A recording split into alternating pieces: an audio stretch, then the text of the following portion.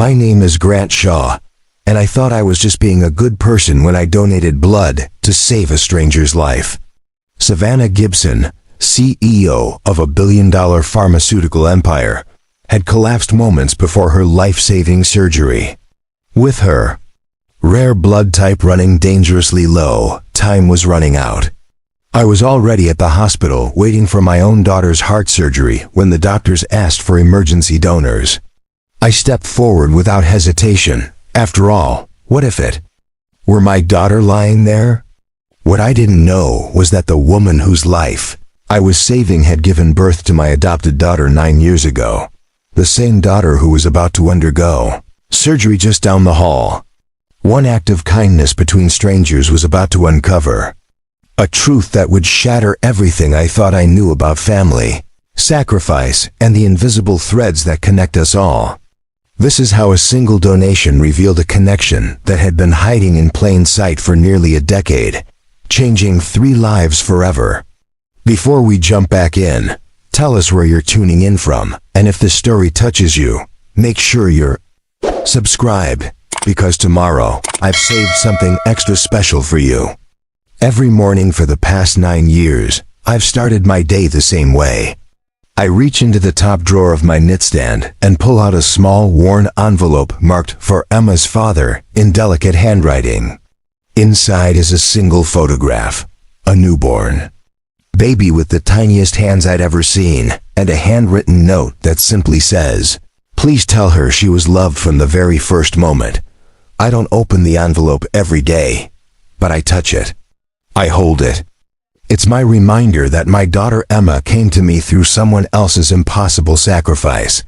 The photograph was taken by a nurse the day Emma was born, given to me by the adoption agency, along with that note from her birth mother. 9 years later, I still don't know who wrote those words, but they've shaped how I've raised Emma. Every time I face a difficult decision as a single father, every time I doubt whether I'm enough for her, I remember that somewhere out there, a woman loved my daughter so much that she gave her up so she could have a better life. This morning was different though. As I held that envelope, my hands were shaking. Not from emotion, but from fear. Today was the day Emma would undergo the heart surgery we'd been preparing for over the past 6 months. At 9 years old, my daughter had already been through more medical procedures than most adults. But this one would determine whether she'd live a normal, healthy life or continue to struggle with the congenital heart condition that had defined her young existence. I slipped the envelope back into the drawer and walked down the hallway to Emma's room. She was already awake, sitting up in bed with her favorite stuffed elephant, reading a medical journal she'd somehow convinced me to buy her last week. That's my Emma. While other kids her age were reading comic books, she was fascinated by cardiothoracic surgery and wanted to understand exactly what Dr. Peterson would be doing to fix her heart. "Morning, Dad," she said without looking up from the journal. "Did you know that the human heart beats approximately 100,000 times per day? That means by the time I'm your age, my heart will have beaten over 1.3 billion times." I sat on the edge of her bed, marveling as I did every day at the brilliant mind housed in such a fragile body. "That's a lot of beats, sweetheart. Think yours is ready for a little tune-up today?" She finally looked up at me with those wise brown eyes that seemed to hold far more understanding than any 9-year-old should possess. "I'm not scared, Dad. Dr. Peterson explained everything. Plus, you'll be there when I wake up, right?" The trust in her voice nearly broke me. Emma had been just 6 weeks old when I adopted her, and for 9 years, it had been just the two of us. Her mother, my wife Rachel, had died in a car accident when Emma was only 2. Since then, Emma and I had become a team, facing every challenge together, the endless medical appointments, the sleepless nights when her heart condition flared up, the financial strain of treatments not fully covered by insurance. "I'll be right there, Em, I promise." She nodded and returned to her journal, but I could see the slight tremor in her hands as she turned the page. She was scared, despite her brave words. How could she not be? But Emma had always been this way. facing her fears with curiosity rather than terror, approaching every medical setback as a puzzle to solve rather than a burden to bear. I stood up and walked to her dresser, where a small jewelry box sat next to her collection of medical textbooks, an odd combination that perfectly summarized my daughter's unique personality. Inside the jewelry box was a delicate silver bracelet with a tiny heart charm that Emma wore to every medical appointment. It had been a gift from Rachel just weeks before she died, and Emma considered it her good luck charm. "Don't forget this," I said, holding up the bracelet. Emma set down her journal and extended her thin wrist. As I fastened the clasp, I noticed how much she'd grown. The bracelet that had once been loose now fit perfectly. 9 years of watching her grow, learn, struggle, and triumph. 9 years of being her father, her advocate, her biggest cheerleader. And now, in just a few hours, I would hand her over to a surgical team and trust them to repair the one thing about her that I couldn't fix myself. We lived in a modest apartment in downtown Phoenix, about 20 minutes from St. Catherine's Medical Center where the surgery would take place. I'd chosen this apartment specifically because of its proximity to the hospital. Over the years, we'd made countless trips there for Emma's care. The walls of our home were covered with her artwork, her science fair ribbons, and photos of our adventures together. It wasn't much, but it was ours. As we prepared to leave for the hospital, I found myself thinking about that envelope again, about the woman who had written those words 9 years ago. "Please tell her she was loved from the very first moment." I had told Emma about her birth mother, of course. I'd explained that sometimes people make difficult decisions out of love, that her birth mother had wanted her to have opportunities and stability that she couldn't provide at the time. Emma had always accepted this explanation with the same matter-of-fact approach she brought to everything else in her life. "She made a good choice," she told me once when she was 7. "I got you as my dad, and you're exactly who I needed." Now, as we drove toward the hospital in the early morning light, I glanced in the rearview mirror at Emma in the back seat. She had her medical journal open again, but her eyes were focused out the window at the passing cityscape. I wondered if she was thinking about her birth mother too, if she ever imagined what that woman might be doing now, whether she thought about the daughter she'd given up. What I didn't know, what I couldn't possibly have imagined, was that in just a few hours, I would meet that woman. Not as Emma's birth mother, but as a stranger in need of help. A woman whose life I would save, never knowing that she had already saved mine 9 years ago, by trusting me with the most precious gift imaginable. We arrived at St. Catherine's Medical Center at 6:30 a.m., 90 minutes before Emma's scheduled surgery.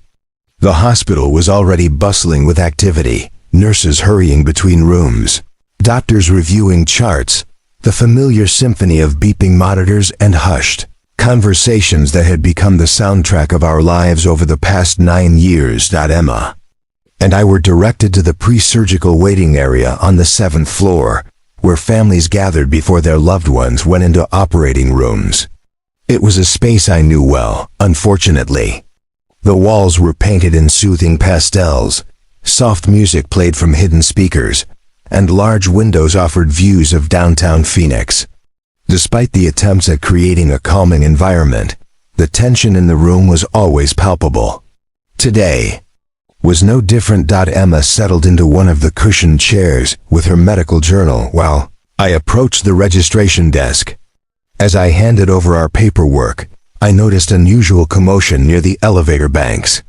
Hospital security was directing people away from the VIP surgical suite, and I could hear fragments of urgent conversations between medical staff. Code Blue, Surgical Suite 12. Code Blue, Surgical Suite 12. The announcement over the hospital's intercom system sent a chill through the waiting area. Suite 12 was just down the hall from where Emma would have her surgery. I watched as a team of doctors and nurses rushed past us, their faces grim with concentration. 20 minutes later, as Emma and I were reviewing her pre-surgical instructions with Nurse Patricia, Dr. Reeves, the chief of cardiothoracic surgery, appeared in our waiting area. His usually composed demeanor showed cracks of stress as he scanned the room. "Excuse me, everyone," he called out, his voice carrying across the waiting area. "We have an emergency situation. We need type AB negative blood donors immediately. If anyone here has that blood type and is willing to help save a life, please let us know right now." The waiting room fell silent. Families looked around at each other, uncertainty written on their faces. Type AB negative was rare. Less than 1% of the population carried it. I knew because Emma had the same blood type, which had complicated some of her previous procedures. I stood up immediately. "I'm AB negative," I said, walking toward Dr. Reeves.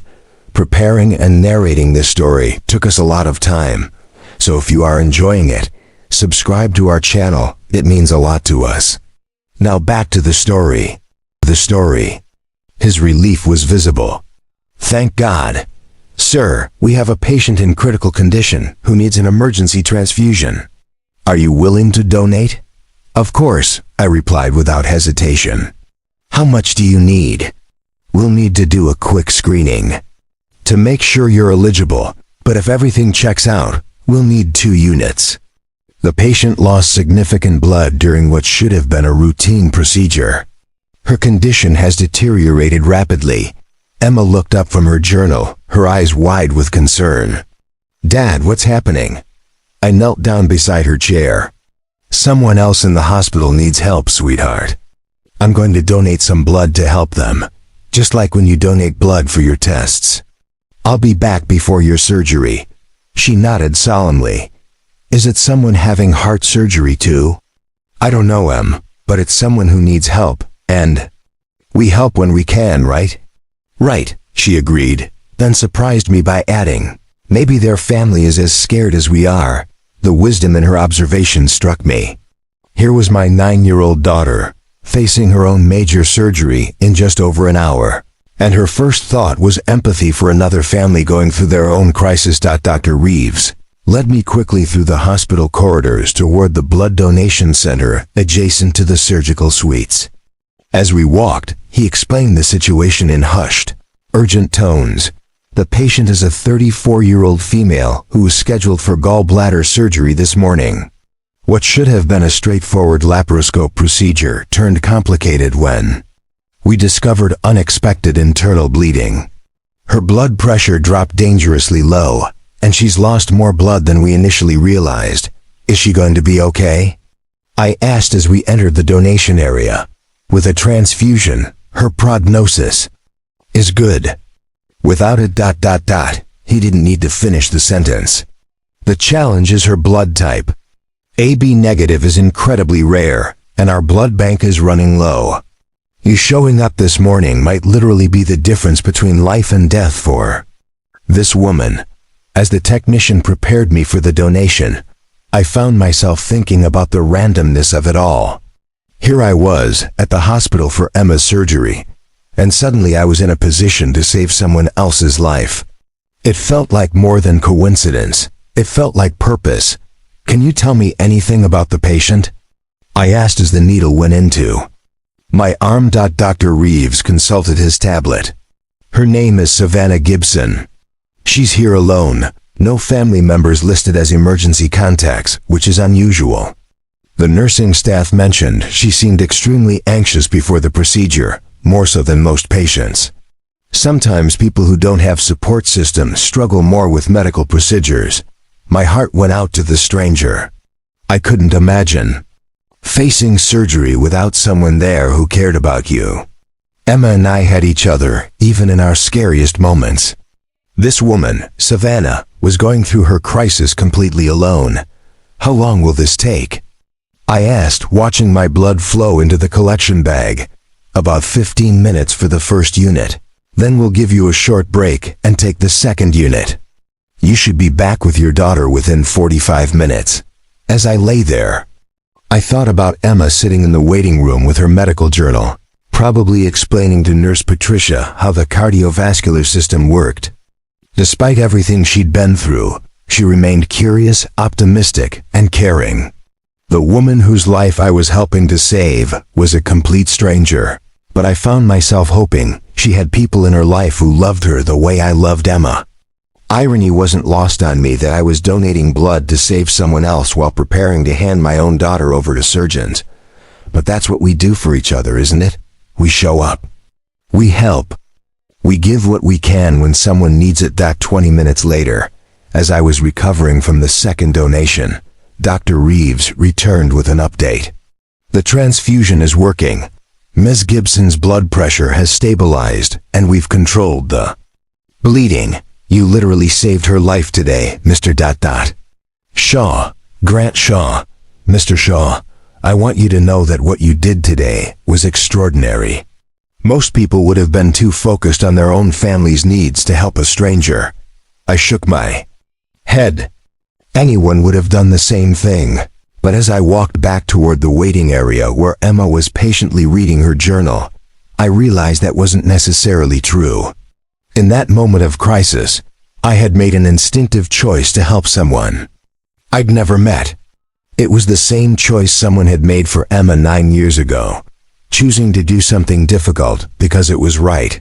I had no way of knowing that the woman whose life I had just saved would soon reveal a connection that would change everything I thought I knew about family, sacrifice, and the mysterious ways our lives intersect with those of strangers who aren't strangers at all. When I returned to the waiting area, I found Emma exactly where I'd left her, but she wasn't alone anymore. Nurse Patricia was sitting beside her, and they were deep in conversation about the anatomy of the heart. Emma had her journal open to a detailed diagram, pointing out the different chambers and explaining to Patricia how Dr. Peterson would repair her mitral valve. And that's why the surgeon needs to use a patch graft instead of just stitching it closed, Emma was saying with the confidence of someone 3 times her age. Because my valve opening is too small for my body size, so they need to make it bigger. Patricia looked up as I approached, her eyes filled with something between amazement and concern. Mr. Shaw, your daughter has been teaching me about cardiac surgery for the past 40 minutes. I've been a pediatric nurse for 15 years, and I've never met a patient who understood their own condition this thoroughly. I sat down beside Emma and pulled her close. She's always been curious about how things work, especially when it comes to her own medical care. We learned early on that knowledge helps reduce fear. Dad! Emma's face lit up with relief. How's the person you helped? Did your blood donation work? Yes, sweetheart. The doctor said the patient is stable now. She's going to be okay. Emma nodded seriously. Good. Nurse Patricia told me that people with our blood type are called universal plasma donors. That means we can help lots of different people in emergencies. I looked at Patricia, who smiled and shrugged. She asked why her father was chosen to help, so I explained about blood types. She immediately wanted to know if she could donate blood too when she's older. This was so typical of Emma. Even facing her own surgery, she was thinking about how she could help others. It was a trait that never ceased to amaze me, especially considering everything she'd been through in her young life. Dr. Martinez, Emma's pediatric cardiologist, appeared in our waiting area. He'd been overseeing Emma's care for the past 3 years and had become something of a family friend in the process. His face showed a mixture of professional concern and personal affection as he approached us. Grant, I heard what you did this morning, he said, shaking my hand warmly. Dr. Reeves told me you saved someone's life with your blood donation. That's incredible. Anyone would have done the same thing, I replied. But Dr. Martinez shook his head. Actually, that's not true. We've had emergencies before where we've asked families for blood donors, and most people are too stressed about their own situations to help. What you did was remarkable, especially considering what you and Emma are facing today. Emma beamed with pride. My dad's a hero, she announced matter-of-factly. He's always helping people. Dr. Martinez knelt down to Emma's level. And how are you feeling, princess? Ready for your big day? "I'm ready," Emma said with conviction. "I've read all about the procedure, and I know Dr. Peterson is one of the best pediatric cardiac surgeons in the Southwest. Plus, Dad will be here when I wake up." I felt a familiar tightness in my chest at her complete trust in me. Emma had never known a life where I wasn't there to catch her when she fell, to advocate for her in medical appointments, to hold her hand through every scary moment. But the truth was, she'd been teaching me how to be brave long before I'd ever taught her. "Mr. Shaw," Patricia said quietly, "I hope you don't mind me asking, but Emma mentioned that she's adopted. I'm curious about how you prepared her for today's surgery. Her level of understanding and emotional maturity is extraordinary." I glanced at Emma, who was now showing Dr. Martinez her medical journal. Emma's birth mother left a note when she placed her for adoption. It said to tell Emma that she was loved from the very first moment. I've tried to raise her with that knowledge, that she was wanted, that every decision made about her life came from love, including the decision to have the surgery, Patricia observed. "Especially that decision. We've been open about everything from the beginning." Emma knows about her heart condition, understands the risks and benefits of the surgery, and participated in the decision to move forward. I never wanted her to feel like medical things were happening to her without her understanding why. Dr. Martinez rejoined our conversation. That approach has made a significant difference in Emma's emotional resilience. We see a lot of pediatric cardiac patients, and very few handle their medical journey with the grace that Emma shows. She gets that from her birth mother, I said without thinking, then paused. I mean, I assume she does. The strength to face difficult situations with courage, that seems too profound to just be learned. It feels innate. What I didn't say was that I often wondered about the woman who had written that note 9 years ago. What kind of person makes the decision to give up a daughter out of love? What kind of strength does that require? I'd raised Emma with endless admiration for her birth mother's sacrifice, but I'd never stopped being curious about who she was, what her life had become. "Mr. Shaw," a new voice interrupted my thoughts. It was Dr. Reeves, the surgeon who had overseen the emergency transfusion. "Earlier, I wanted to update you on the patient you helped this morning. Ms. Gibson is awake and stable. She asked me to find the donor who saved her life so she could thank them personally." Emma's eyes widened with excitement. "Dad, can we meet her? I want to see the person whose life you saved." I looked at Dr. Martinez, who nodded. "Emma doesn't go into surgery for another 30 minutes. If you'd like to make a quick visit, I think that would be fine." As we walked through the hospital corridors toward the recovery area, Emma peppered Dr. Reeves with questions about the patient's condition, the surgery that had gone wrong, and how blood transfusions worked. Her curiosity was infectious, and I found myself genuinely interested in meeting this woman whose life had intersected with ours so unexpectedly. "She's in room 847, Dr. Reeves said as we approached the recovery wing. "I should mention, she seems quite emotional about what happened. She kept saying that she doesn't understand why a stranger would help her when she's never helped anyone else." That comment struck me as odd. How could someone go through life without helping others? But then I remembered what Dr. Reeves had said earlier. She was here alone, no family, no emergency contacts. Maybe she'd lived a more isolated life than I could imagine. As we approached room 847, I had no way of knowing that I was about to meet the woman who had changed my entire world 9 years ago. The woman who had given me the greatest gift of my life, and who had never stopped thinking about the daughter she'd placed in my arms. What I learned about Savannah Gibson in the days that followed would forever change how I understood success, sacrifice, and the hidden pain that wealth and power can mask. But even in that first moment, as we approached her hospital room, I could sense that this was a woman carrying burdens far heavier than the medical crisis that had brought us together. Savannah Gibson was the CEO and founder of Phoenix Biome, Solutions, one of the fastest-growing pharmaceutical companies in the Southwest. At 34, she had built an empire worth over $2 billion, specializing in breakthrough treatments for rare genetic disorders. Her company's headquarters occupied a gleaming 30-story tower in downtown Phoenix, where she commanded a workforce of over 8,000 employees across 12 countries. From her corner office on the 30th floor, Savannah could see the entire Phoenix metropolitan area spread out below her like a conquered territory. The walls were lined with awards: Entrepreneur of the Year, Forbes 40 Under 40, Time Magazine's Most Influential People in Healthcare. Her desk, a massive piece of Italian marble, held 3 computer monitors displaying real-time data from her company's global operations. But for all the trappings of success, Savannah's office told another story to those who looked closely enough.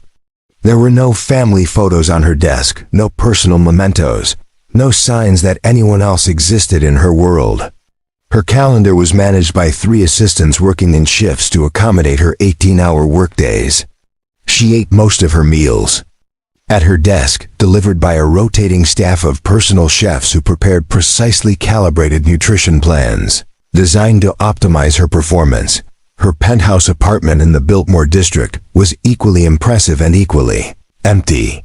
Floor-to-ceiling windows offered panoramic views of the desert landscape, while museum-quality art hung on walls that had never heard laughter or conversation.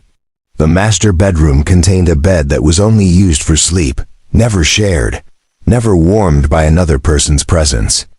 In 9 years of living there, Savannah had never hosted a dinner party, never had friends over for holidays, never experienced the simple pleasure of someone else's presence in her carefully curated space. What most people didn't know about Savannah Gibson was that every success, every achievement, every milestone in her remarkable career had been driven by a single devastating decision she'd made 9 years earlier. As a struggling graduate student at Arizona State University, drowning in student debt and facing homelessness, she had discovered she was pregnant. With no family support, no financial resources, and a future that seemed to demand an impossible choice between her education and motherhood, she had made the hardest decision of her life. She had carried her daughter for 9 months while completing her master's degree in biochemistry, working 3 part-time jobs to pay for prenatal care. During those months, she would sit in her cramped studio apartment, hands on her growing belly, reading scientific journals aloud to the life growing inside her. She talked to her unborn daughter about molecules and chemical reactions, about the dream she had for breakthrough treatments that could change the world. The day Emma was born, Savannah held her daughter for exactly 4 hours. She memorized every detail: the tiny fingers that grasped her thumb, the way her daughter's eyes seemed to focus on her face, the soft sounds she made when she was content. A nurse had taken a photograph, which Savannah kept hidden in her private safe at home, never displayed but never forgotten. Before placing Emma for adoption, Savannah had written a letter that she'd revised dozens of times. Please tell her she was loved from the very first moment, she had finally written, knowing that these words would be her only message to the daughter she would never know. She had chosen the adoptive family carefully, a young couple who desperately wanted a daughter who had stable jobs in a house with a yard and dreams of little league games and school plays. That decision had become the driving force behind everything that followed. Every late night in the laboratory, every risky business decision, every sacrifice of personal relationships in pursuit of professional success, it was all an attempt to become worthy of the daughter she had given away. She told herself that someday, when she had built something meaningful enough, when she had contributed something significant enough to the world, the pain of that separation might finally make sense.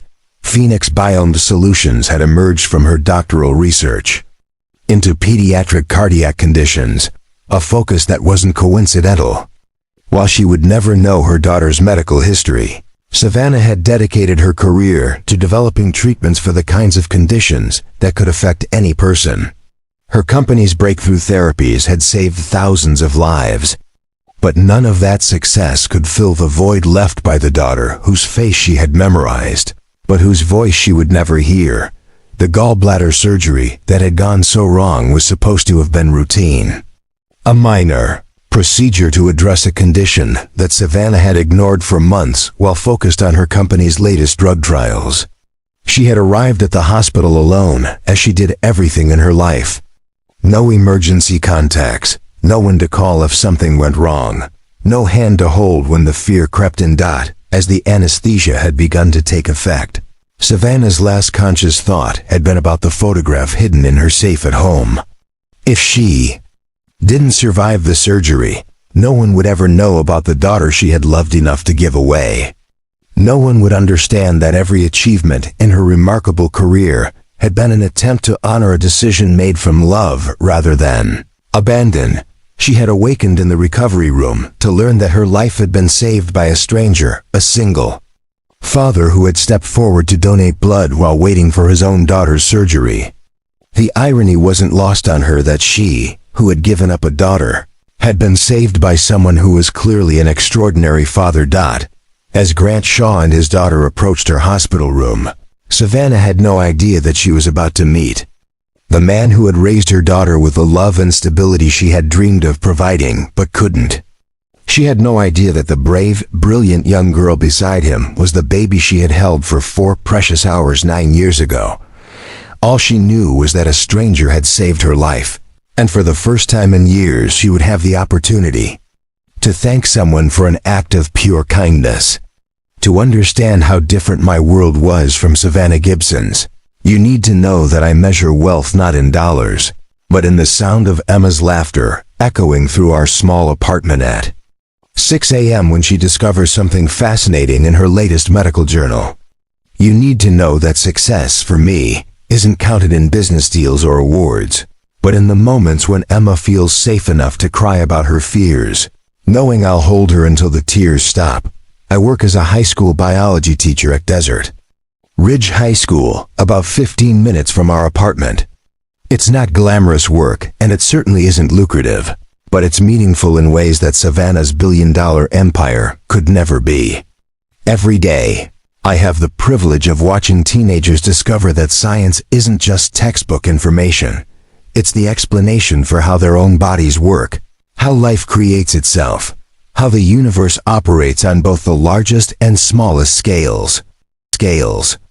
My classroom is decorated with Emma's artwork from over the years, mixed in with anatomical charts and periodic tables. My students know about Emma's medical journey because I've never hidden the challenges we face.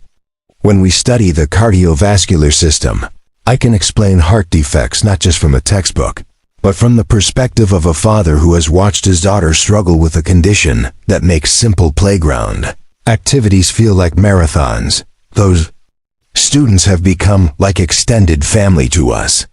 When Emma was hospitalized for a week last year during a particularly difficult period, my classroom became a card-making factory. 17-year-olds who usually pretended to be too cool to care spent their lunch periods creating origami flowers and writing encouraging notes to a 9-year-old they'd never met but had heard about in stories. Our apartment is a modest 2-bedroom place in a complex that's seen better days, but it's filled with the kind of warmth that no amount of money can buy.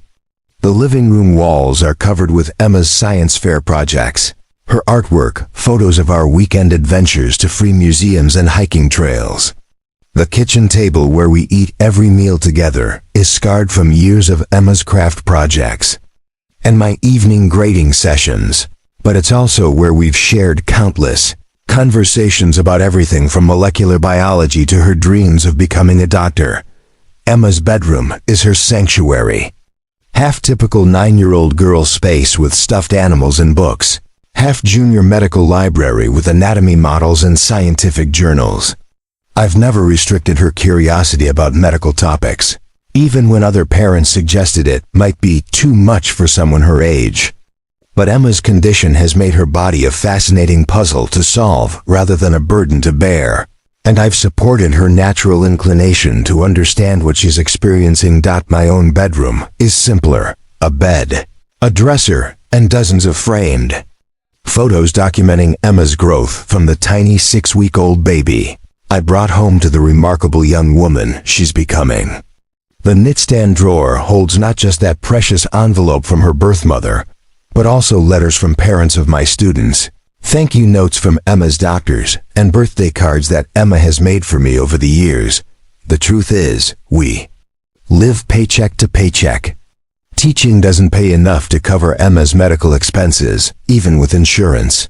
I work summers at a local tutoring center, and I've taken on weekend landscaping jobs when the medical bills pile up too high. But Emma has never gone without anything she truly needed, and I've made sure she never feels like her medical condition is a financial burden on our family. Our community has rallied around us in ways that constantly restore my faith in humanity. Mrs. Chen, our neighbor, makes sure Emma has a hot meal waiting when I'm stuck in faculty meetings. The local children's hospital has a parent support group where I found friendship with other single parents navigating similar challenges. Even the mechanics at Tony's auto shop, where I take our aging Honda, always find ways to keep our car running safely without charging for every repair they should. This support network exists because we've never been too proud to accept help, and because I've always tried to give back when I can. I volunteer at the hospital's Family Resource Center, helping other parents understand their options when facing pediatric medical decisions. I tutor struggling students for free after school. When Mrs. Chun's grandson needed help with his college biology applications, Emma and I spent weeks helping him prepare. The contrast between my life and what I was learning about Savannah Gibson couldn't have been starker. Where she had isolated herself at the top of a corporate tower, surrounded by employees but no friends, Emma and I lived embedded in a community of people who genuinely cared about our well-being. Where she had accumulated wealth but no meaningful relationships, we had built a life rich in connection despite our financial limitations. But the most profound difference was in how we approached Emma's adoption. From the day I brought her home, I've talked openly about her birth mother as a hero who made an impossible choice out of love.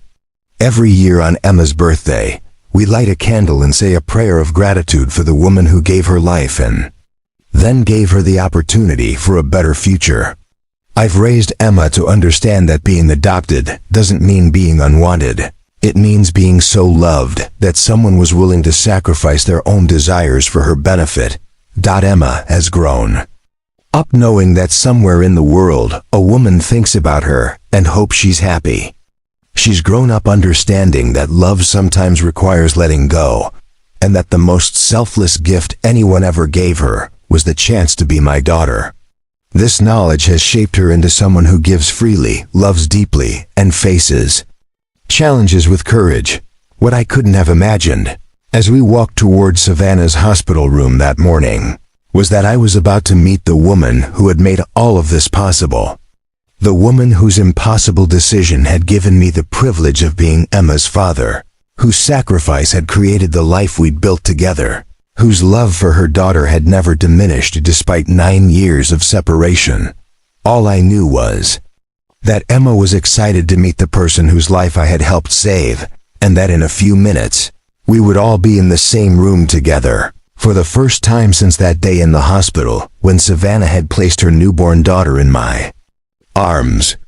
To understand the miracle of what was about to happen in room 847, you need to know the story of how Emma came into my life, a story that began with another woman's impossible choice, and a series of events that seemed orchestrated by something far greater than coincidence. 9 years ago, I was a newlywed living with my wife, Rachel, in a small house in Tempe. We'd been trying to have a family for 3 years, when we learned that Rachel couldn't carry a pregnancy to term. The devastation of that diagnosis led us to explore adoption, and after months of paperwork, interviews, and waiting, we were approved by Arizona Family Services as potential adoptive parents. The call came on a Tuesday morning in March. I was grading papers when Rachel burst through the front door, tears streaming down her face. For a terrifying moment, I thought something horrible had happened. Then she spoke the words that would change our lives forever. "There's a baby girl." Her birth mother chose us. The social worker, Mrs. Rodriguez, explained that the birth mother was a 25-year-old graduate student at ASU who had made the decision to place her daughter for adoption. She had been very specific about the type of family she wanted: educated parents who would value learning, people who would tell her daughter the truth about her origins, a stable home where her daughter could grow up knowing she was wanted. "She wrote you a letter," Mrs. Rodriguez had said, handing me a sealed envelope. "She wants you to read it when you're ready, and she hopes you'll share appropriate parts with her daughter someday." I remember holding that envelope with trembling hands, understanding that inside were the words of a woman whose heart was breaking, so that ours could be filled. Rachel and I read it together that night, both of us crying by the time we finished. The birth mother's love for her daughter radiated from every carefully chosen word.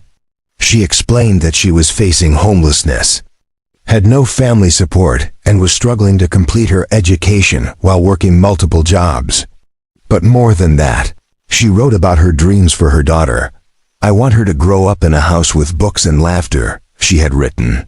"I want her to have parents who will encourage her curiosity, who will never let her doubt that she is loved and wanted. I want her to have opportunities that I cannot give her right now, but that I hope to create for other families someday through my work in science." The birth mother had requested that we wait until the baby was 6 weeks old before the adoption was finalized. During those weeks, she was caring for her daughter in a transitional housing program while completing her final semester.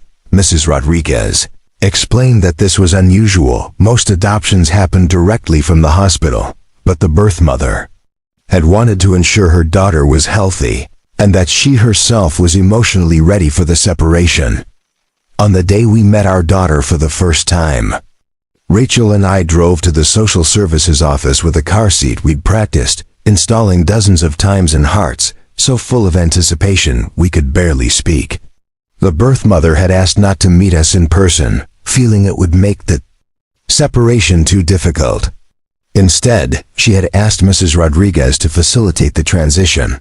When Mrs. Rodriguez placed that 6-week-old baby in Rachel's arms, I watched my wife transform into a mother instantly. Emma, we had chosen the name together, not knowing that it was also the birth mother's choice, looked up at us with those serious brown eyes that already seemed to hold wisdom beyond her weeks. "Her birth mother wanted me to give you this," Mrs. Rodriguez said, handing me a small photograph. It showed the baby on the day she was born, tiny and perfect, with a handwritten note on the back. "Emma Rose, born March 14th, 3:47 a.m., 6 pounds 2 ounces. Loved from the very first moment." But it was the other item that truly broke my heart. Mrs. Rodriguez placed a delicate silver bracelet with a tiny heart charm on Emma's wrist. "Her birth mother bought this for her," she explained. "She said every little girl should have something beautiful that's just hers, and she hoped Emma would wear it whenever she needed to feel brave." Brave. That bracelet, the same one Emma wore to every medical appointment, had been chosen by the woman whose life I had just saved with my blood donation. What I learned later, through follow-up conversations with Mrs. Rodriguez, painted a picture of Emma's birth mother that made her sacrifice even more profound. She was brilliant, completing a graduate degree in biochemistry while working 3 jobs. She had spent her pregnancy reading scientific journals aloud to her unborn daughter, talking to her about molecules and discoveries, sharing her passion for understanding how life worked at its most fundamental level. She would have been an extraordinary mother, Mrs. Rodriguez had told us during one of our post-adoption check-ins. But she was mature enough to recognize that being extraordinary and being ready are not the same thing. She chose to give her daughter what she couldn't provide herself: stability, security, and a 2-parent home. The birth mother had also requested regular updates through the agency, photos and brief Reports about Emma's development. We had sent these faithfully for the first 5 years, along with letters describing Emma's milestones, her personality, her health challenges when they arose.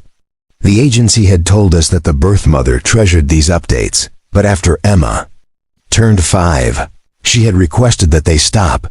She said it was time to trust that you were the parents her daughter needed. Mrs. Rodriguez had explained.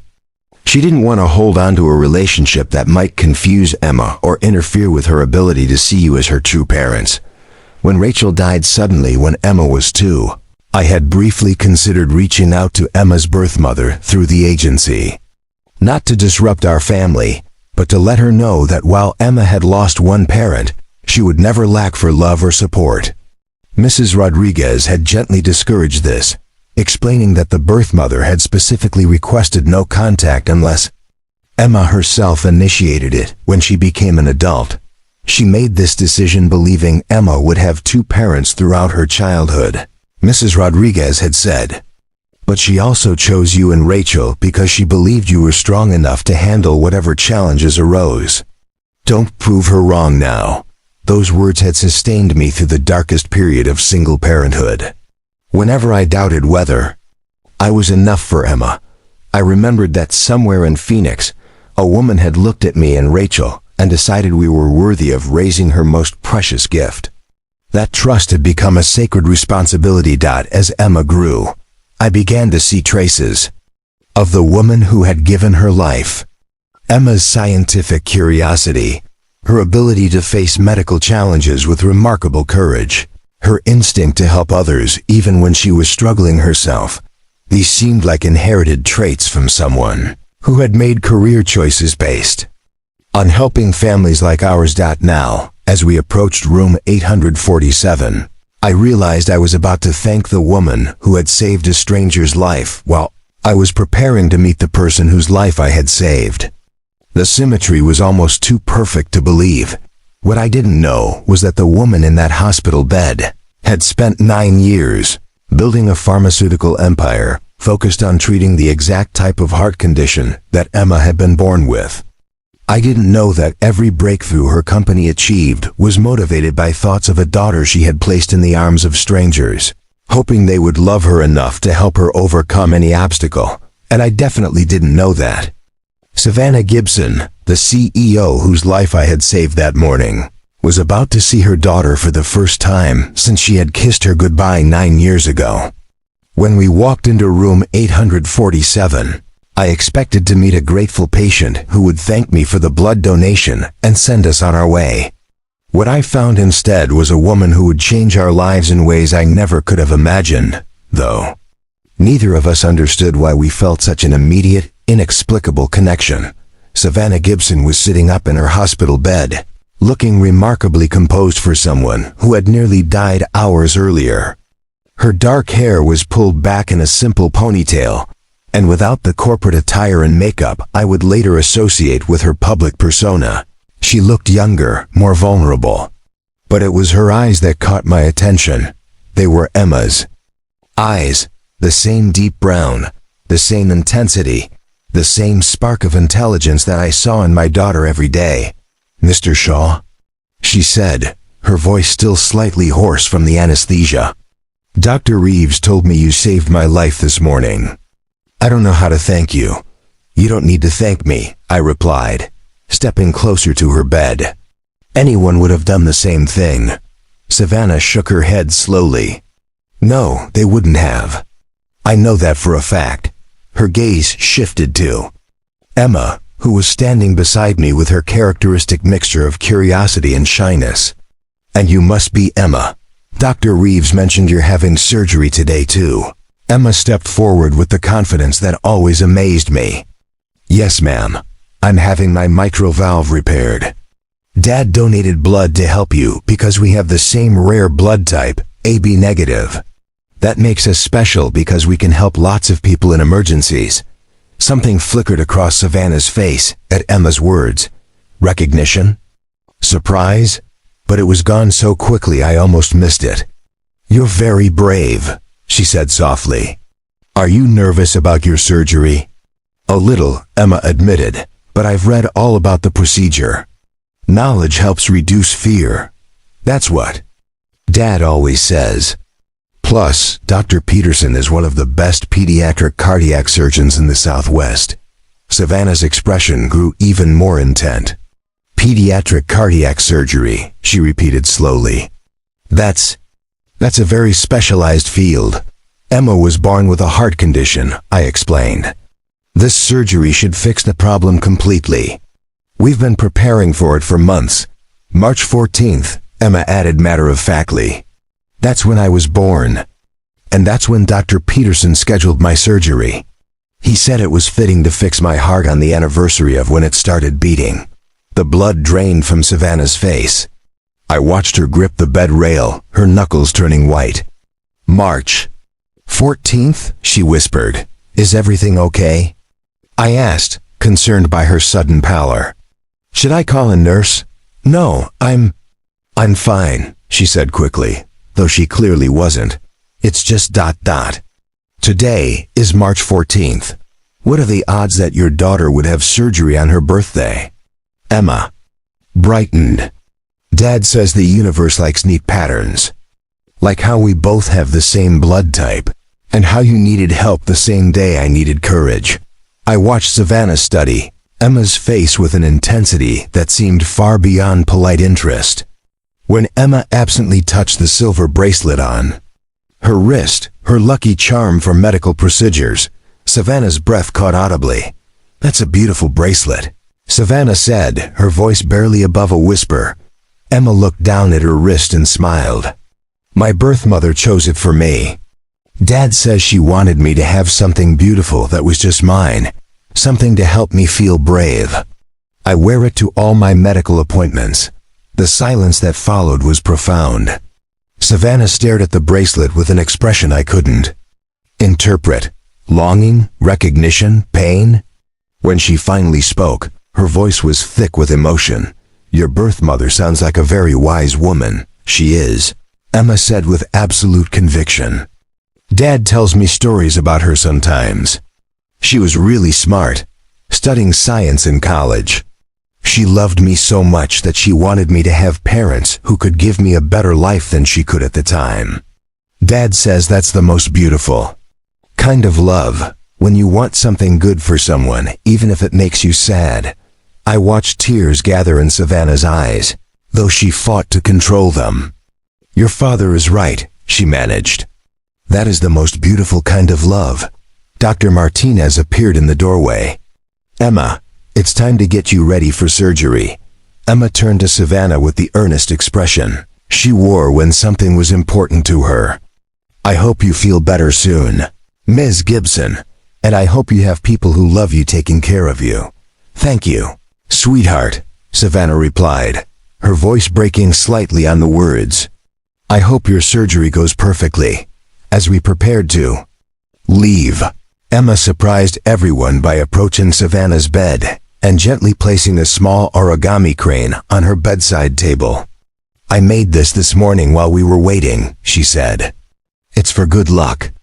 Dad taught me that when we help each other, good things happen.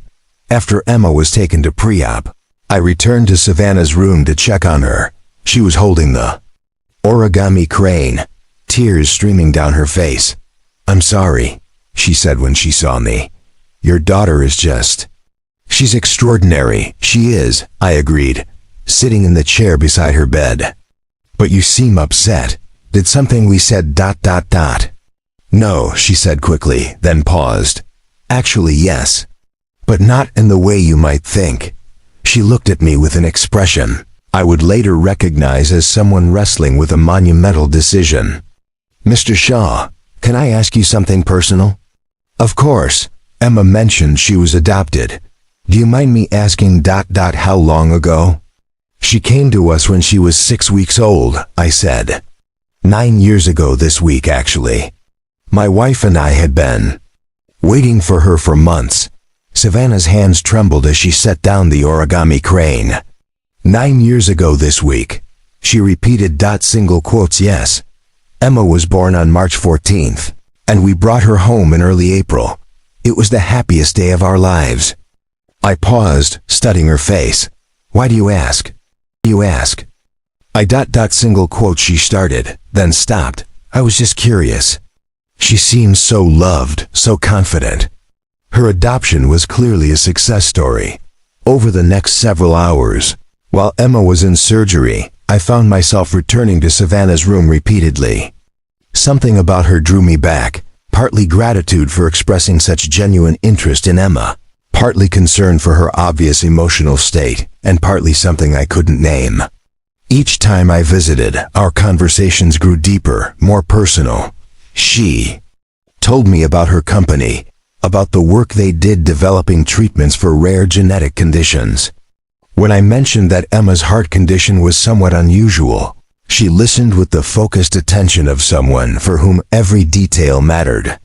She asked thoughtful questions about Emma's medical history, her development, her interests. She's fascinated by science, I told her during one visit.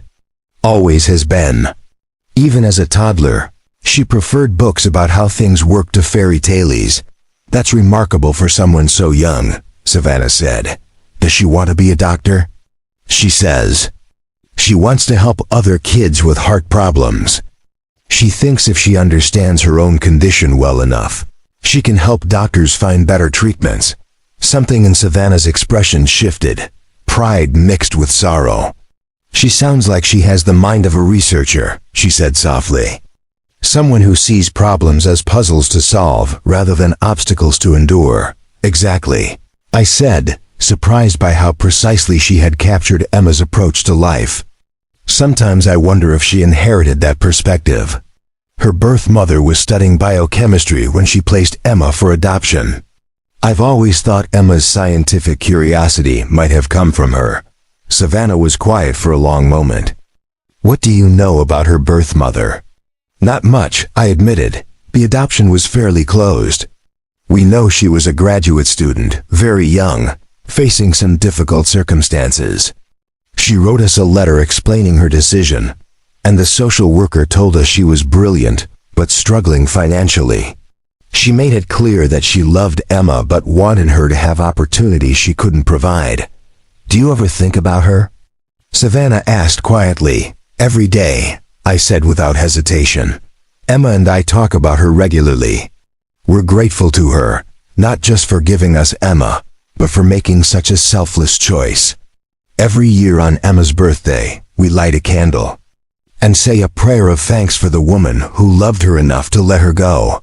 Tears were flowing freely down Savannah's face now, though she didn't seem aware of them. That's beautiful, she whispered. Emma knows she's loved by 3 parents. I continued. Her birth mother who gave her life and chose us to raise her, my late wife Rachel who adopted her and loved her fiercely, and me. We've never let her feel like being adopted made her any less wanted or loved. When Dr. Peterson finally came to tell me that Emma's surgery had been a complete success, I invited Savannah to come with me to see her in recovery. I expected her to politely decline, but instead, she asked if she could get dressed and walk with me. Emma was groggy from the anesthesia, but alert enough to smile when she saw us approach her bed. Dad, she said sleepily, did Miss Gibson come? To check on me. I wanted to make sure you were okay, Savannah said, her voice thick with emotion. How do you feel? Like my heart is brand new, Emma replied with a drowsy smile. Dr. Peterson said the surgery went perfectly. I'll be able to run and play like other kids now. Savannah reached out hesitantly, then gently touched Emma's hand. I'm so happy for you, sweetheart. Will you visit me while I'm recovering? Emma asked. I'd like to hear more about your science work. If your father doesn't mind, I'd love to visit you, Savannah replied, looking at me for permission. Of course, I said, though I was puzzled by the intensity of her interest in Emma. We'd enjoy the company. As we stood there beside Emma's hospital bed, watching her drift back to sleep, I had no idea that I was witnessing the beginning of a bond that would transform all our lives. I didn't understand why Savannah seemed so emotionally invested in a patient's daughter she'd just met, or why she looked at Emma with an expression of wonder mixed with heartbreak. What I did know was that Emma had touched something deep in this successful, powerful woman, something that had been buried for a long time. And somehow, witnessing Emma's courage and joy seemed to be healing a wound in Savannah that I didn't yet understand she carried. The growing connection between them felt natural, inevitable, as if they had been meant to find each other. Which, of course, they had been, 9 years ago, when a young woman made the hardest decision of her life and chose to trust strangers with her most precious gift. The revelation came to Savannah first, and I'll never forget the moment I watched 9 years of carefully controlled composure shatter in the space of a single heartbeat. It happened 3 days after Emma's surgery, during what I thought was just another friendly visit to check on both of our recoveries. Emma had been discharged the day before and was resting comfortably at home, but Savannah had asked if we could visit her once more before she was released. I thought it was sweet. The successful businesswoman had clearly been touched by my daughter's spirit, and Emma had been asking about Ms. Gibson every few hours since we'd left the hospital. We found Savannah sitting by her window, staring out at the Phoenix skyline with an expression I couldn't read. She'd been quiet during our previous visits, almost contemplative, as if she was working through some internal puzzle. When she saw Emma approaching with a new origami creation, this time a colorful butterfly, her face lit up with the kind of joy that seemed almost painful in its intensity. "I made this one with the art supplies you sent to my room," Emma said, presenting the butterfly with pride. "The nurse told me you arranged for them to be delivered." "Thank you." Savannah had indeed sent art supplies to Emma's room, along with several advanced science books that were technically above Emma's reading level, but which she had devoured anyway. It was an unusually generous gesture from someone who had known us for only a few days, but Emma had been delighted by the gifts. "You're very welcome, sweetheart," Savannah said, accepting the butterfly with reverent care. "It's beautiful. You're incredibly talented." Emma beamed at the praise, then settled into the chair beside Savannah's bed, with the comfortable ease she'd developed around this woman who seemed to understand her in ways that surprised even me. "Ms. Gibson, can I ask you something?" "Anything," Savannah replied, and I noticed she leaned forward slightly, as if whatever Emma wanted to know was the most important question in the world. "Do you have any kids?" The question hit Savannah like a physical blow. I watched her face cycle through a dozen emotions in seconds: pain, longing, fear, love, loss. When she finally answered, her voice was barely a whisper. I had a daughter once. A long time ago." Emma's expression softened with the empathy that always amazed me. "What happened to her?" "I had to let her go," Savannah said, tears gathering in her eyes. "I wanted her to have a better life than I could give her at the time. Like my birth mother," Emma said gently. "She loved me enough to let me go too. Dad says that's the most beautiful kind of love. When you want something good for someone, even if it makes you sad." The words seemed to break something inside Savannah. She turned away from us, her shoulders shaking with silent sobs. I moved to comfort her, but Emma was already there, placing her small hand on Savannah's arm with the gentle confidence of someone who had comforted many crying adults in hospital settings. "I'm sorry," Emma said softly. "I didn't mean to make you sad. But if it helps, I think about my birth mother every day, and I'm not sad about what she did. I'm grateful. Because of her choice, I got to have the best dad in the world, and she got to know that I was safe and loved." Savannah looked at Emma through her tears, studying her face with an intensity that had grown stronger with each visit. What do you know about your birth mother?" she asked, her voice trembling. "Lots of things," Emma said, settling back in her chair as if preparing to share her favorite story. "She was really smart, like you. She was studying science in college, biochemistry, I think Dad said. She was young and didn't have much money, but she worked really hard and dreamed of helping people through her research." Savannah's breathing became shallow, quick. What else? She was brave, Emma continued. Dad says she carried me for 9 months while finishing school and working 3 jobs. She talked to me before I was born, read science books out loud so I would hear her voice and know about the things she loved. How do you know that? Savannah whispered. The social worker told Dad and Rachel. That's my other mom who died when I was little. She said my birth mother used to sit in her tiny apartment and explain molecules and chemical reactions to me while I was still in her tummy. Dad thinks that's why I love science so much. Each detail Emma shared seemed to physically impact Savannah. She gripped the bed rail so tightly her knuckles were white, and I could see her pulse racing in her neck. Something was wrong, but I couldn't understand what. Emma, Savannah said, her voice barely audible. What agency handled your adoption? Adoption. Arizona Family Services, Emma replied promptly. Mrs. Rodriguez was our social worker. She was really nice. She said my birth mother was very careful about choosing my parents because she wanted to make sure I would be loved and have opportunities to learn. Savannah's face had gone ashen. Mrs. Rodriguez, she repeated mechanically. Do you know her? Emma asked with interest. She retired last year, but she still sends me birthday cards. I watched Savannah struggle to breathe, watched her hands shake as she reached for something on her bedside table. It was her phone, and she was scrolling through it with desperate urgency, as if searching for something crucial. Emma, she said, her voice cracking. What day were you born? March 14th, Emma said cheerfully. That's why it was so perfect that I had my surgery on my birthday. Dr. Peterson said it was like giving my heart a birthday present.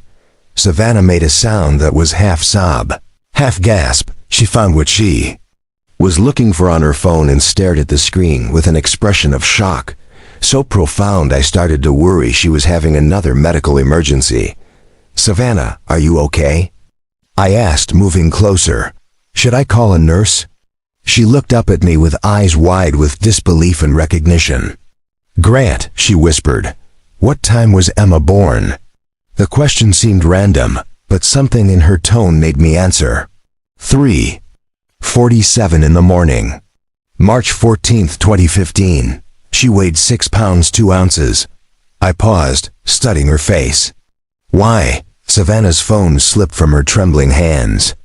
On the screen, I glimpsed what looked like a photograph of a newborn baby before the device clattered to the floor.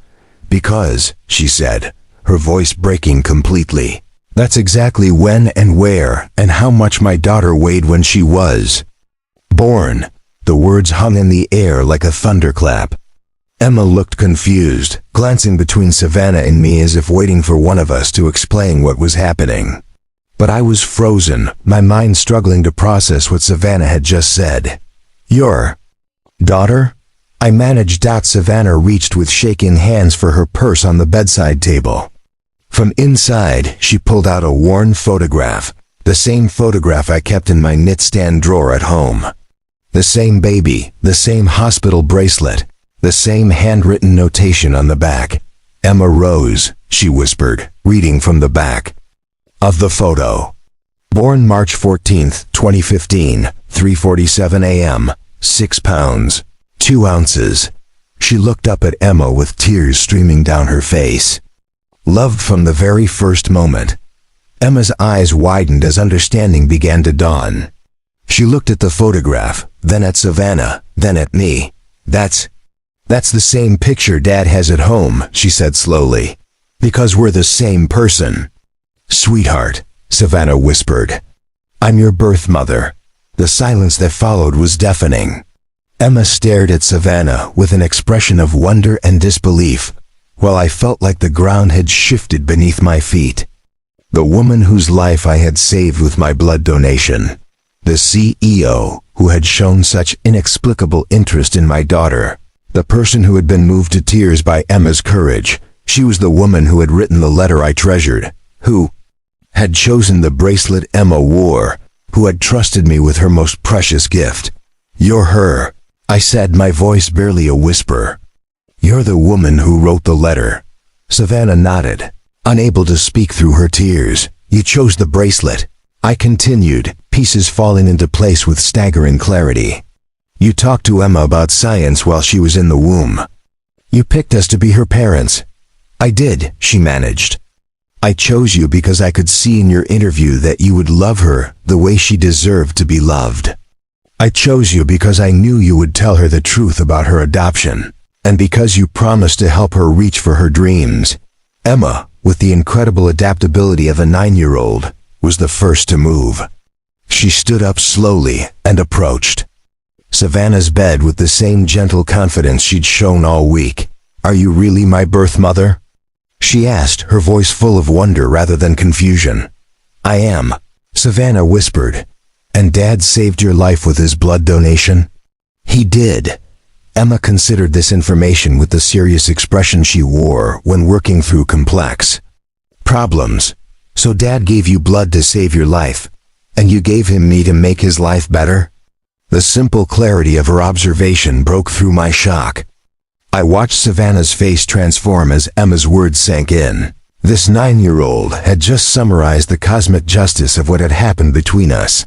"Suppose that's exactly what happened," Savannah said, reaching out tentatively to touch Emma's hand. Emma took her hand without hesitation. "Does this mean I get to have 3 parents now instead of just 2? She asked. "Because Dad always said my birth mother loved me too, and now I get to actually meet her?" The hope in Emma's voice, the pure acceptance and joy, seemed to heal something fundamental in Savannah.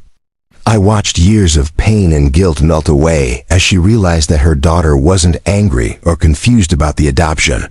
She was grateful for it. "If that's what you want," Savannah whispered, "then yes. You get to have 3 parents who love you more than anything in the world." "That's what I want," Emma said firmly.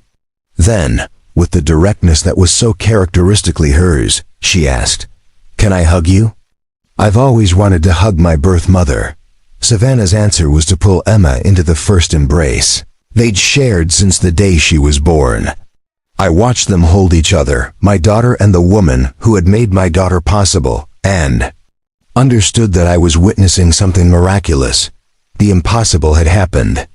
Through a series of events so unlikely they seemed orchestrated by fate itself, we had found each other. The woman who had saved our family 9 years ago had been saved by our family in return. The circle was complete, but even as I marveled at the extraordinary nature of our reunion, I could see in Savannah's eyes that the revelation, while joyful, was also terrifying for her. She had spent 9 years building walls around her heart to protect herself from the pain of separation. Now those walls were crumbling, and she was terrified of what that meant for all of us. For exactly 48 hours, we experienced something that felt like a miracle. Emma had found her birth mother. I had met the woman who had trusted me with the greatest gift of my life, and Savannah had been reunited with the daughter she had never stopped loving. For 2 days, it seemed like the universe had conspired to heal wounds that we thought were permanent, to create a family that was somehow even more complete than any of us had dared to imagine.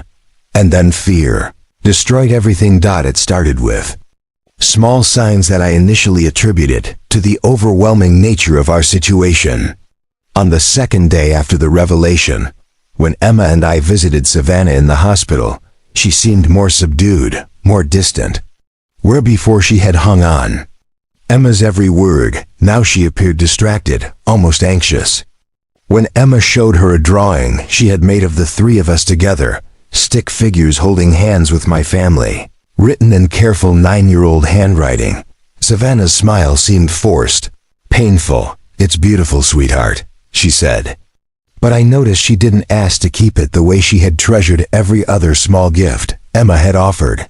That night, as I tucked Emma into bed, she surprised me with a question that revealed how perceptive she had always been. "Dad, is Savannah scared of something? What makes you ask that, Em?" She seems sad when she looks at me now. Like when you look at pictures of Rachel, happy and sad at the same time, but more sad. Emma's observation troubled me more than I wanted to admit. I had noticed the change in Savannah too. but I had hoped I was imagining it. The joy and wonder that had filled her face when she first realized Emma was her daughter had been gradually replaced by something that looked increasingly like panic. The next morning, when we arrived at the hospital for what was supposed to be Savannah's discharge day, we found her room empty. A nurse at the station informed us that Ms. Gibson had checked herself out against medical advice at 6 a.m. Before visiting hours had even begun. "She left this for you," the nurse said, handing me a sealed envelope with Emma's name written on it in Savannah's careful handwriting. Emma and I sat in the hospital cafeteria while she read the letter aloud, her voice growing smaller with each sentence. "Dear Emma," she began, "I want you to know that meeting you has been the greatest gift of my life. You are everything I dreamed you would become: smart, kind, brave, and loved. You have a wonderful father who has given you everything I hoped for when I made the decision to place you for adoption 9 years ago. I need you to understand that decision wasn't made lightly then, and the decision I'm making now isn't made lightly either. Your life with your father is perfect. You are happy, healthy, and surrounded by love. You have a community that supports you, a father who would do anything for you, and a future full of possibilities. I am a complication you don't need. I spent 9 years learning how to live without you, and you've spent 9 years building a beautiful life that doesn't include me. Adding me to that life now would only create confusion and disruption for everyone involved. Please know that I will always love you, that I will always be grateful for the brief time we had together this week, and that I will spend the rest of my life cherishing the knowledge that you are happy and loved. But I think it's best if we return to our separate lives now, before we create more complications than healing. Be happy, my beautiful daughter. You have everything you need to become everything you're meant to be. All my love, Savannah." By the time Emma finished reading, tears were streaming down both our faces. But where my tears came from anger and disbelief, Emma's came from pure heartbreak. "She's leaving again," Emma whispered. "Just like before, except this time I got to know her first." The devastation in her voice ignited a protective fury in me that I had rarely experienced. How dare Savannah do this to Emma? How dare she reopen wounds that had healed, create hope that she then shattered, make Emma feel abandoned all over again? "Dad," Emma said, looking up at me with those wise brown eyes that now reminded me painfully of the woman who had just abandoned her again. "Did I do something wrong? Did I say something that made her not want to be my mom?" "No, baby," I said, pulling her close. "You didn't do anything wrong." Savannah is scared, and sometimes when adults get scared, they make bad decisions that hurt the people they love. But even as I comforted Emma, I struggled to understand Savannah's reasoning. The woman I had spent a week getting to know had shown nothing but love and delight in Emma's presence. She had been moved to tears by Emma's courage, amazed by her intelligence, and visibly healed by the knowledge that her daughter was thriving. What could have changed so dramatically that she would choose to walk away from the miracle we had all experienced? That afternoon, I called Phoenix Biome Solutions and asked to speak with Savannah. Her assistant informed me that Ms. Gibson was unavailable and would be traveling on business indefinitely. I tried her personal cell phone, which went straight to voicemail. I even drove to her company's headquarters and attempted to see her in person, only to be told by security that Ms. Gibson was not in the building and they couldn't provide any information about when she might return. Emma's reaction to this second abandonment was somehow worse than if Savannah had never been found at all. For 9 years, Emma had carried an idealized image of her birth mother as a hero who had made a sacrifice out of love. Now she had to reconcile that image with a woman who had chosen to leave her not once, but twice. The worst part was watching Emma blame herself. Despite my repeated assurances that Savannah's decision had nothing to do with anything Emma had said or done, my daughter began second-guessing every interaction they'd had. Maybe I asked too many questions about science, she would say. Maybe she thought I was too nerdy. Maybe I shouldn't have made her those origami animals. Maybe she thought they were babyish. Maybe she realized I'm not as smart as she thought I would be. Each self-doubt broke my heart a little more. Emma had approached the reunion with her birth mother with the same open courage she brought to everything else in her life, and now that courage had been rewarded with rejection. I watched her confidence crumble, saw her retreat into herself in ways that reminded me of the darkest days after Rachel's death. The impact extended beyond just Emma's emotional well-being. Her recovery from surgery, which had been progressing beautifully, seemed to stall. She complained of chest pain that the doctors couldn't find a physical cause for. She stopped asking questions during her follow-up appointments, no longer curious about the medical procedures that had always fascinated her. She picked at her food and had trouble sleeping, waking up several times each night from dreams she couldn't or wouldn't describe.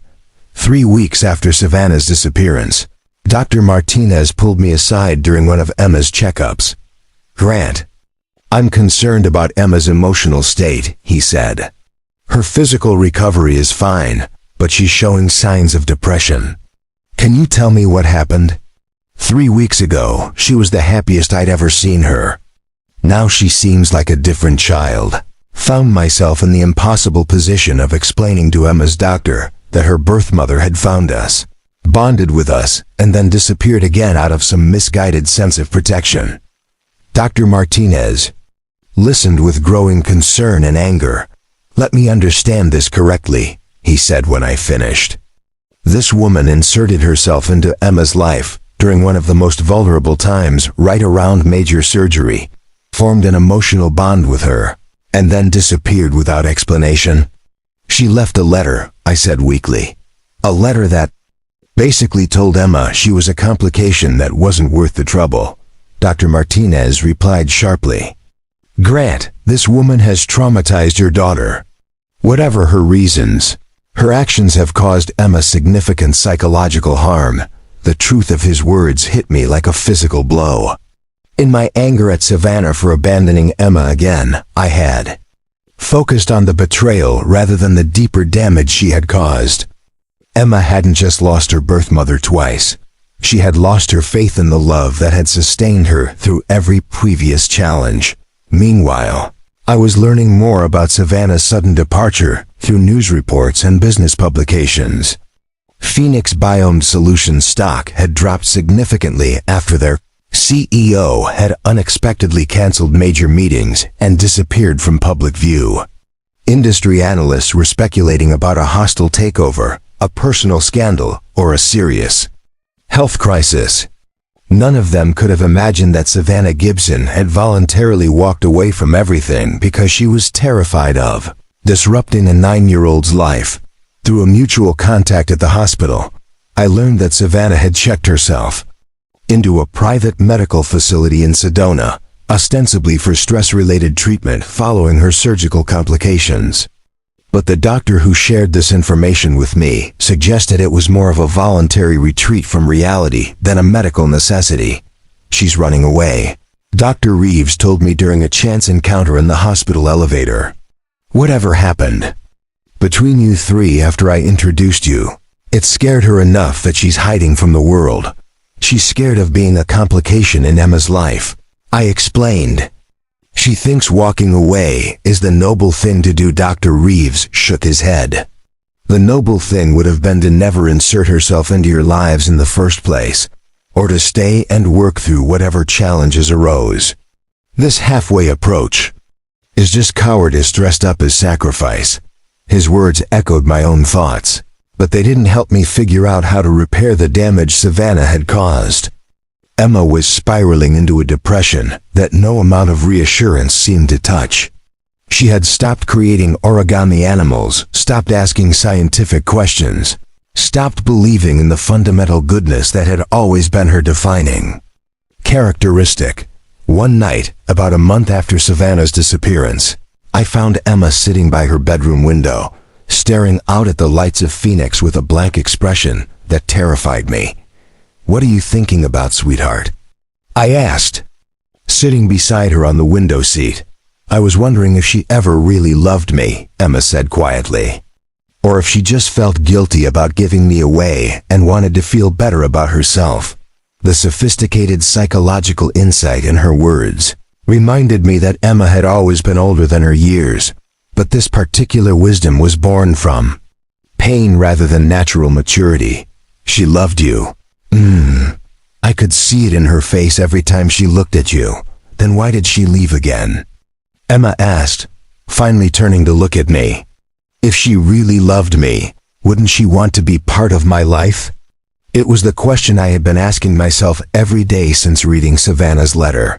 How could someone who claimed to love Emma choose to abandon her twice? How could the same woman who had carefully chosen Emma's adoptive parents, who had spent a week delighting in her daughter's presence, decide that love meant walking away? Sometimes people get scared of how much they love someone, I said, trying to find an explanation that would make sense to a 9-year-old heart. Sometimes they think protecting someone means staying away from them. That's stupid, Emma said with uncharacteristic bitterness. Love is supposed to make you want to be closer to someone, not farther away. Her words contained a truth that cut straight through all of Savannah's elaborate justifications. Emma, with the clear vision of a person who had been raised in love, understood something that Savannah had lost sight of. Real love means showing up, even when it's scary, even when it's complicated, even when you're not sure you're doing the right thing. As I tucked Emma into bed that night, I realized that Savannah's decision to walk away had damaged more than just our family. It had reinforced every fear she had carried for 9 years about not being worthy of love, about being unable to provide stability, about being a complication rather than a blessing. By choosing to leave again, she had proven to herself that she was exactly the kind of person who abandons people she loves. The terrible irony was that in trying to protect Emma from disruption and uncertainty, Savannah had caused exactly the kind of trauma she was trying to prevent. In attempting to preserve the perfect life she thought Emma had with me, she had introduced chaos, heartbreak, and doubt into a situation that had been stable and secure.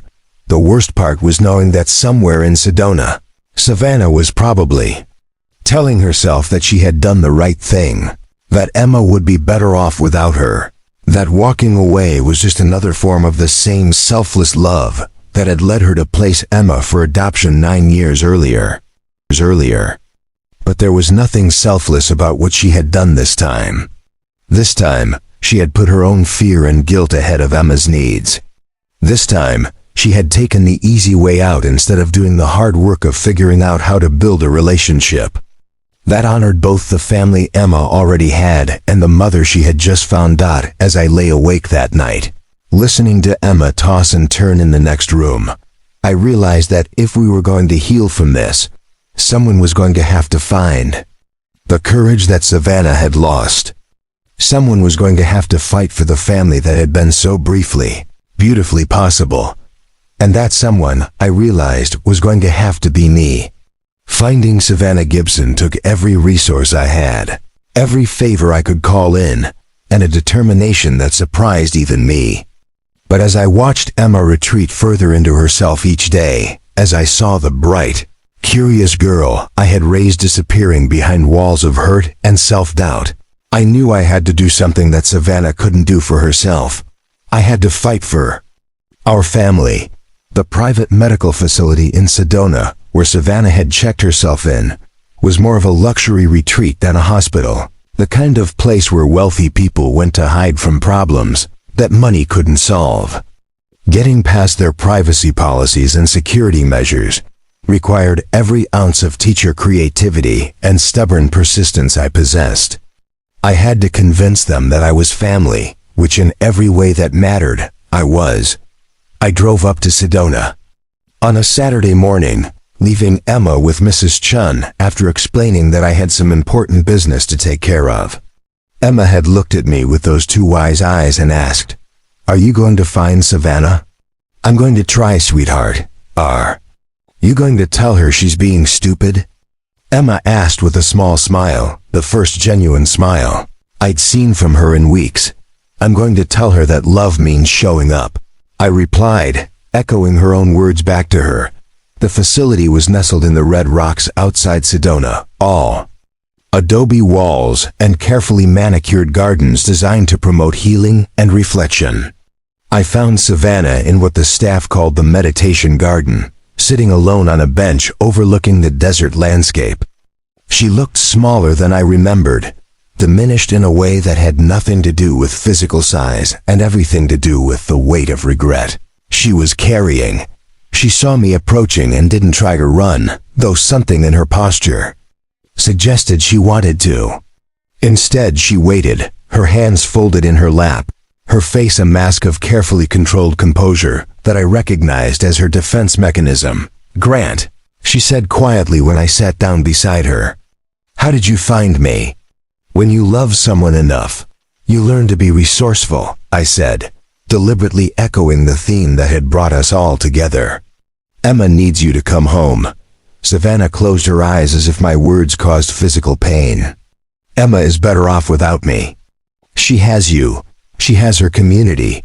She has everything she needs for a stable, happy life. I'm just a complication that would disrupt all of that. Do you know what Emma asked me the night after you left?" I said, turning to face her directly. "She asked me if she had done something wrong to make you not want to be her mom. A 9-year-old child is blaming herself for your fear." The words hit Savannah like physical blows. I watched her composure crack, saw tears gather in her eyes despite her attempts to maintain control. "That's exactly why I had to leave," she said desperately. "I'm already causing her pain. I'm already disrupting her sense of security. The longer I stayed, the more damage I would have done." "The damage was done when you left," I said firmly. "Savannah, Emma isn't some fragile creature who needs to be protected from complexity. She's your daughter, brilliant, resilient, and capable of understanding far more than you give her credit for. She doesn't need a perfect life. She needs authentic relationships with people who love her enough to work through difficulties." Savannah shook her head, her voice rising with desperation. "You don't understand. I don't know how to be a mother. I gave up that right 9 years ago. I built my entire life around the decision to let her go. I don't know how to suddenly be part of a family. Neither did I said simply. When Rachel died and I became a single father overnight, I had no idea what I was doing. I was terrified every day that I wasn't enough for Emma, that I would somehow fail her. But you know what I learned? Love isn't about being perfect. It's about showing up anyway." I pulled out my phone and showed her a video I had taken the week before.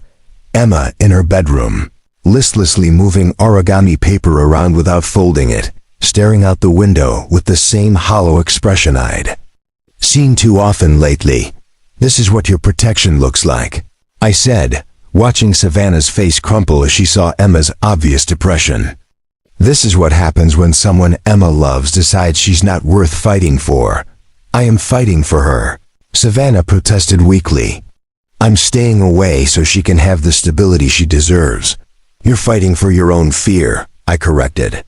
"You're choosing the easy path because it allows you to maintain the narrative you've built about yourself, that you're someone who has to sacrifice her own happiness for Emma's good. But that's not what Emma needs from you anymore." I stood up from the bench, needing to move as the weight of what I was about to say settled over me. "Savannah, 9 years ago, you made an impossible choice out of love. You gave Emma to us because you believed we could provide something you couldn't. And you were right. We gave her stability, security, and unconditional love. But Emma isn't that helpless baby anymore. She's a remarkable young woman who has room in her heart for more love, not less." Savannah looked up at me with an expression of desperate hope mixed with terror. "What if I mess it up? What if I can't figure out how to be part of your family without disrupting everything you've built?" "Then we'll figure it out together," I said. "Savannah, you're not being asked to replace anything or anyone. Rachel will always be Emma's mom, the woman who adopted her and loved her for the first 2 years of her life. I will always be her dad, the man who has raised her and will continue to be her primary parent. But Emma has enough love in her heart for a birth mother too, if that birth mother is brave enough to accept it. I sat back down and pulled out the envelope I had brought with me, the one containing the letter Savannah had written 9 years ago, the letter I had treasured and shared with Emma countless times. "Do you remember what you wrote in this letter?" I asked, unfolding the worn pages. "You wrote that you wanted Emma to grow up in a house with books and laughter. You wanted her to have parents who would encourage her curiosity and never let her doubt that she was loved. You wanted her to have opportunities that you couldn't provide at the time, but that you hoped to create for other families someday through your work in science." Savannah nodded, tears flowing freely now. "You've accomplished everything you dreamed of," I continued. "You've built a company that develops treatments for conditions like Emma's. You've created opportunities for thousands of families. You've become exactly the kind of person you hoped to be when you wrote this letter. Emma doesn't need you to sacrifice yourself for her anymore. She needs you to share yourself with her." I reached into my pocket and pulled out something else. The origami butterfly Emma had made for Savannah. "The one she had refused to take when she left," Emma asked me to give this back to you, I said, placing the delicate paper creation in Savannah's hands. "She said if you ever get brave enough to come home, she wants you to have it as a reminder that beautiful things can be created from simple materials, if you're patient and gentle with them." Savannah held the butterfly like it was made of the most precious substance on earth, her tears falling onto the colorful paper. "She also asked me to tell you something," I continued. "She said that if being her birth mother is too scary, maybe you could just start by being her friend. She said friends show up for each other even when things are complicated." The simple wisdom of Emma's words seemed to break through the last of Savannah's defenses. She doubled over, sobbing with the force of 9 years of suppressed grief, fear, and love finally being released. "I've been so afraid," she whispered between sobs. "So afraid of not being enough, of disrupting her life, of loving her too much, or not enough. I've been afraid that if I let myself be her mother, I wouldn't be able to handle it if something went wrong. Something already went wrong," I said gently. "You left and we survived it. Emma is resilient because she learned resilience from you, from the courage it took to choose adoption, and from me, from watching me navigate single parenthood. She can handle having a relationship with you. The question is whether you can handle having a relationship with her." Savannah looked up at me with red-rimmed eyes. "What would that even look like? How do we build a relationship when I don't know how to be a mother and she already has a father who is everything she needs?" "We start small," I said. "We start with honesty. We tell Emma that you were scared and made a mistake. We tell her that you're willing to try being part of her life if she's willing to try having you in it. We figure out what role makes sense. For you, maybe it's the science mentor who teaches her about research. Maybe it's the friend who shares her love of origami. Maybe it's the birth mother who can answer questions about where she came from. I paused, watching understanding dawn in Savannah's eyes. "But we do it together," I continued. "Emma has been very clear that she wants 3 parents who love her. She doesn't see you as a complication or a threat to her relationship with me. She sees you as a missing piece of her family that she's finally found." "What about you?" Savannah asked quietly. "How do you feel about sharing Emma with the person who gave birth to her?" The question got to the heart of everything I had been processing over the past few weeks. "Savannah, you gave me the greatest gift of my life. Emma became my daughter because you loved her enough to choose what was best for her instead of what was easiest for you. I could never see you as anything other than the person who made my family possible." I stood up again, extending my hand to help her up from the bench. "But more than that," I continued, "I've watched you with Emma this past month. I've seen how you light up when she explains scientific concepts, how you encourage her curiosity, how you respect her intelligence. You're not trying to replace me or change the life we've built. You're trying to add to it. And Emma and I, we have enough love to share. Savannah took my hand and let me help her to her feet. For the first time since I'd arrived, she looked directly into my eyes. Are you sure? She asked. Are you sure you want to complicate your simple, stable life with someone who runs away when things get difficult? Our life was never simple, I said with a smile.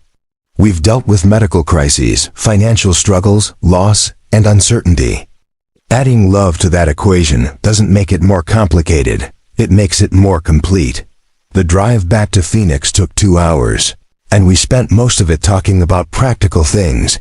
How often Savannah might visit, what kinds of activities she might share with Emma, how we would explain her temporary absence. But underneath the logistics, I could sense a fundamental shift in Savannah's perspective. She was no longer talking about herself as someone who had to choose between loving Emma and protecting her. She was starting to see herself as someone who could love Emma by being present in her life. When we pulled into the parking lot of our apartment complex, I saw Emma's face appear in our living room window. She had been watching for us, hope and fear warring in her expression. Savannah saw her too and froze. What if she's changed her mind? What if she doesn't want to see me after I left? There's only one way to find out, I said. But Savannah, Emma has been asking about you every day since you left. She never stopped wanting you in her life. She just stopped believing it was possible. We walked up to our apartment together, and I unlocked the door to find Emma standing in the hallway, clutching a new origami creation, this one a complex flower made from multiple colored papers. I made this for you, she said simply, approaching Savannah with the same brave directness she had always shown. It's called a kusudama ball. It's made from 12 separate flowers that fit together to make something bigger and more beautiful than any of them could be alone. Savannah knelt down to Emma's level, accepting the intricate creation with reverent hands. It's beautiful, sweetheart. Thank you. I'm sorry you were scared, Emma said with the matter-of-fact compassion that never ceased to amaze me. But I'm glad Dad found you and brought you home. Are you sure you want me to be part of your family? Savannah asked, her voice thick with emotion. Even though I made a mistake and left when I should have stayed. Emma considered the question with the seriousness she brought to all important matters. Dad makes mistakes sometimes too, she said finally. But he always tries to fix them, and he never stops loving me. If you promise to try to fix your mistakes and never stop loving me, then yes, I want you to be part of our family, I promise. Savannah whispered, and then she did what she should have done weeks earlier. She pulled Emma into her arms and held her daughter like she never intended to let her go again. 6 months later, our lives had settled into a new rhythm that felt both surprising and inevitable. Savannah visited twice a week, sometimes taking Emma to her research lab where my daughter delighted in asking questions that challenged PhD students, sometimes joining us for quiet dinners where we shared the ordinary moments that make up a family's life.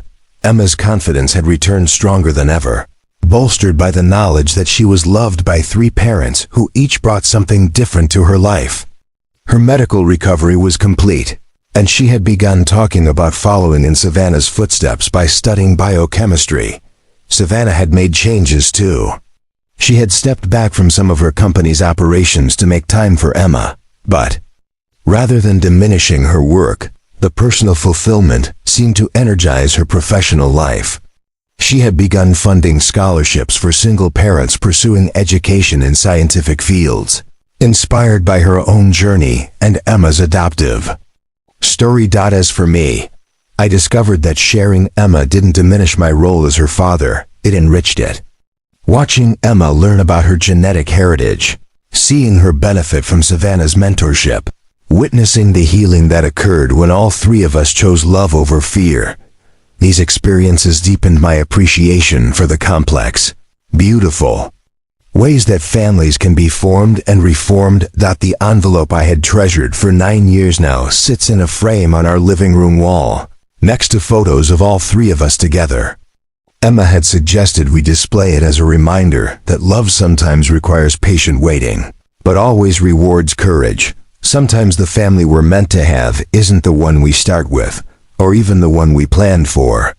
Sometimes it's the one we create when we choose to show up for each other, again and again, through fear and doubt and imperfection.